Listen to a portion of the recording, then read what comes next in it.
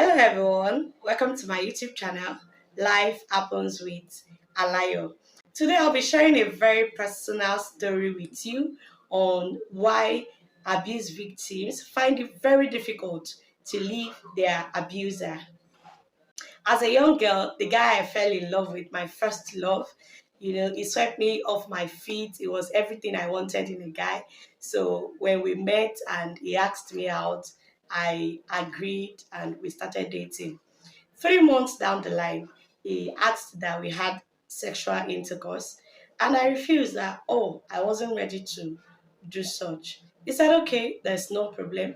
We continued the relationship, but he kept pestering me for a sexual intercourse, which at every turn I refused that I wasn't ready for that. 6 months into our relationship, he told me one day that he wants to tell me something, and I was like, what is that? Says that, oh, he has a girlfriend, that they are not really together anymore because of the distance, but right now she's back. So I felt like, okay, then what's going to happen to you and I? He says nothing, that the girl is going to be there. I'm also going to be there. And since I'm someone who cannot satisfy his sexual desire, the girl will be satisfying his sexual desire while I will be there as his main girlfriend. Okay, because I was naive and I've built everything about me all around him. He's my go-to person, he's my friend, he's my confidant, he's the first person I want to talk to all the time. So when he told me that, I felt like, okay, there's no big deal. In as much as it's going to make him happy, for him to satisfy his sexual urge with that girl, at least is someone that he used to be with. I agreed.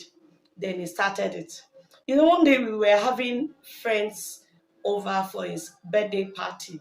And then his friend was meeting me for the first time. And he said, oh, this girl is so beautiful. And the next thing my boyfriend said was, oh, if you're saying this one is beautiful, what if you meet Blessing? Then you would almost open your mouth ajar without closing it. I didn't see a big deal in what he said, that he's just trying to tell the friend that someone is at least more beautiful. But I had a friend that was with me, my childhood friend. She frowned at that behavior where we were, but I just told her to ignore it. He didn't mean it like that. Okay, she didn't say a thing. Then his mom was celebrating her birthday. I invited my friend, that same childhood friend. I invited her there to the party. And while we were having a round table dance and all, where the disc will end in your hand, and the disc stopped with him, and he was asked to pick up a girl to kiss. Then he brought out this girl, I being the girlfriend, I was there. He brought out this pretty lady from the crowd, and he kissed her passionately. This is not, okay, I just want to kiss because it's a rule. No, he kissed her passionately. And my friend felt very uncomfortable with that. And I was like telling her, oh, it's no big deal. After all, it's just a game. That she said, no, this guy is disrespecting you. You can't be there as his girlfriend and he's doing this. I waved it off that, babe, let him be. It's no big deal. One day, I paid him a surprise visit. Guys, I didn't tell him I was coming. I just went to his place. Then I met this lady at his place. Immediately she saw me, she was, hey, Auntie Titi, your brother has told me so much about you. I miss you. I've been wanting to get to meet you. Oh, how are you? How is school? Your brother told me you are in school. So how is it? See, I want to report your brother to you. He's a flirt. He's too flirty. I want you to help me talk to him. I love him so much. He's the man of my dream. I don't know why he's doing this to me. I smiled in between that scenario. I smiled and I told her how beautiful she was. She was tying a towel in my boyfriend's house. So I told her, oh, you're looking so beautiful. My brother has also told me a lot of things about you. He was coming from the bedroom. He saw me. He was shocked. Then I told her, please help me take very good care of my brother. You know, he's all we got. Please take care of him. And she was like, I'm doing that. I'm taking care of him. But he has too many women. I need him to change. I told her that, don't worry, you don't have a problem with us. He will change. Then I faced him and I said, brother me, I am going back to school. Please give me transportation so I can leave you and our wife to eat. He couldn't say a thing, you know. He was not able to give me a response at that moment. Fine, I left. You know, he didn't call me day one, day two. I was the one who picked up my phone to call him the third day to say, babe, what you did the other day, do you think it was nice? Do you think that's the way it should be? So I caught you cheating. You didn't even call to apologize. You didn't call because you know why he didn't do that? He knows I was going to call. He knows how deeply in love I am with him. He knows I have wrapped my whole self around him. So he knows he was already expecting my call. So, you know, I was the one being offended. I was the one apologizing. Okay, I'm sorry that I walked out, that I left suddenly, but I was angry. He said, it's nothing. Those girls, they mean nothing where you are. One day, my childhood friend came to our house to spend her month holiday with us. You know, so we were always going everywhere together. That day, that fateful day, we went out together to my church. From church, we decided to branch at his place. When we got there, we met another girl there, guys.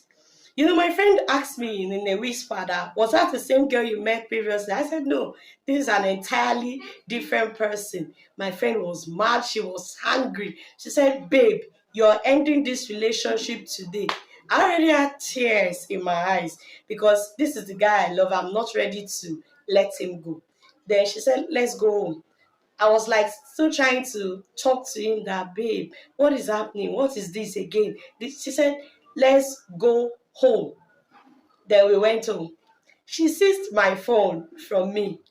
She was with my phone all through. She refused to give me access to that phone. When my phone rings, she checks who is calling. If he's the one, she won't give me the phone. She was there throughout for that 1 month. She tried to make me move on from that person because she felt like I deserved better. She had seen series of things that he has done to me, how he will call me that blessing. His other girlfriend needs money, how I will send the money, how he will call me that, okay, his girlfriend is coming, he doesn't have enough cash to give her, and I will give him money to give to her. You know, she felt irritated by all those things. She felt, what is this? This is not love. This person is emotionally abusing you and you're tolerating it, all for the fact that he says he wants sexual intercourse and you are not able to give him, so you are satisfying him in every other way that you are not supposed to at the expense of yourself. Why doesn't abuse victim leave their abuser? Number one, they don't have good support system. Easier for us to say, leave this person who is abusing you, leave this person. But it is very difficult for us to support these people. You see, my friend, she was there. She sat with me.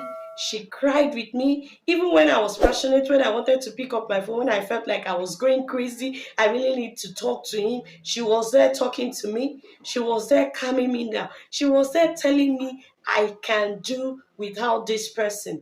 So a strong support system has to be in place. But you just said it that, oh, leave your husband. Oh, leave your boyfriend of 6 years, he's abusing you. But you are not that solid support system for those people. When they need to talk to someone, you're not there. When they are going crazy in the middle of those crises, when they have flutter of feelings together, they call you, you're busy. They want to talk to someone, that person is not there. They will end up crawling back to that person that they left. And that is it. That's why we are always surprised most of the time. We say, why do you have to go back to this person? It's not their fault. They needed good support system. And the support system is not there. You are telling someone who is punctually being abused physically by a spouse that, oh, you need to leave that person, and you're not there to comfort that person, you're not there to be the shoulder for them to lean on, they will go back to that person. Secondly, their mentality. While I was dating this guy, he made me feel like he's the only one who loved me. Any other person cannot tolerate me. He made me feel like, see, I am doing you a favor by maltreating you. That's it. And that's how people who abuse their victim, narcissists especially, that's what they do. For everything they do to you, they make you feel like you are less deserving of their love. That, oh, they're doing you a favor by loving you. They're doing you a favor by being there for you. So at that moment, for the abuse victim to leave that person, that means you have to provide a love that is greater than that love that they are experiencing. That's for family and friends. You have to provide a love to show them that, yes, they are loved and appreciated, to show them that, yes, they are better off than the way they are.